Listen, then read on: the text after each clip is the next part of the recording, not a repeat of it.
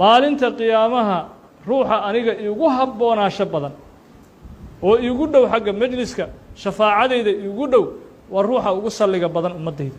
ummaddayda qofka iigu salliga badan ayaa iigu habboonaasho badan oo ii dhowaasho badan maalinta qiyaamaha xadiidkaa tirmidi ayaa sunankiisa ku wariyey wasaxaxahu ibnu xibbaan isaguna wuu saxiix yahay waxaa kaloo la mid ah oo fadliga nabiga salى الlahu عalيه wasalam salligiisa tusinaya xadiidkii abu daawuud uu sunankiisa ku warinayay ina min afضali ayaamikum yowma اljumucati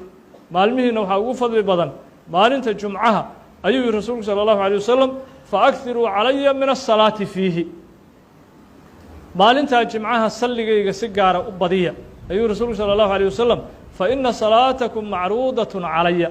maxaa yeele qof walba intuu ugu salliyo waa la ii soo bandhigi waa laysoo gaarsiin uu yihi rasuulku salى الlahu waslm mubaarak caleyh waxaa kaloo ka mid ah axaadiista ku soo aroortay salliga nabiga salى الlahu عalيه wasalam darajada ee fadliga laga helayo xadiiskii tirmidi isagana sunankiisa uu ku warinayay albakhiilu man dukirtu cindahu falam yusalli calaya qofka bakhiilka ah uu yihi rasuulku salى الlahu عalيه wasalam waa qof agtiisii laygu sheegay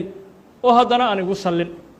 oo magaciygii intuu dhegihiisa ku dhacay salligii igala bakhiilay bakhiilka rasmiga ah kaasuu ku tilmaamay rasuulku salى الlahu عalيه wasalam waxaa kaloo imaam axmed isaguna kitaabkiisa musnadka uu ku wariyey in saxaabi la dhihi jiray ubay bnu kacbin uu nabiga ku yidhi salى الlahu عalيه wasalam ajcalu laka kula salaati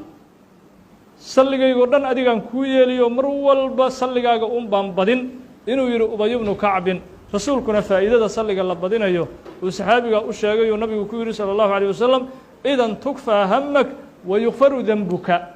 adigana murugtaada iyo kurbadaadaa la faydi dembigaagana waa la dhaafi oo labadaa faa'iido waaweyn inuu saxaabigaa uu nabigu u sheegay salى الlahu عalيه wasalam